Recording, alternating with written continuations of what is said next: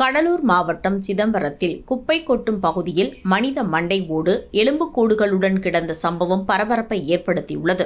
சிதம்பரம் நகராட்சிக்கு உட்பட்ட காசுகடை தெரு பகுதியில் உள்ள குப்பை கொட்டும் பகுதியில் ஊழியர்கள் வழக்கமான தூய்மை பணியை மேற்கொண்டிருந்தனர். அப்போது அங்கு மனித மண்டை ஓடு எலும்புகளுடன் கிடந்தது. மேலும் அதன் அருகில் எலுமிச்சை பழம், தேங்காய் உள்ளிட்ட பொருட்களும் கிடந்ததால் அதிர்ச்சியடைந்த நகராட்சி தூய்மை பணியாளர்கள் இதுகுறித்து காவல்துறைக்கு தகவல் தெரிவித்தனர். இதையடுத்து அங்கு வந்த போலீசார் மண்டை ஓடு மற்றும் எலும்புகளை பறிமுதல் செய்து விழுப்புரம் மாவட்டம் முண்டியம்பாக்கத்தில் உள்ள மருத்துவக் கல்லூரி மருத்துவமனைக்கு ஆய்வுக்காக அனுப்பி வைத்தனர். இப்பகுதியில் மண்டை ஓட்டை வைத்து மாந்திரிகம் செய்தது யார் என்பது குறித்தும் விசாரணை மேற்கொண்டு வருகின்றனர்.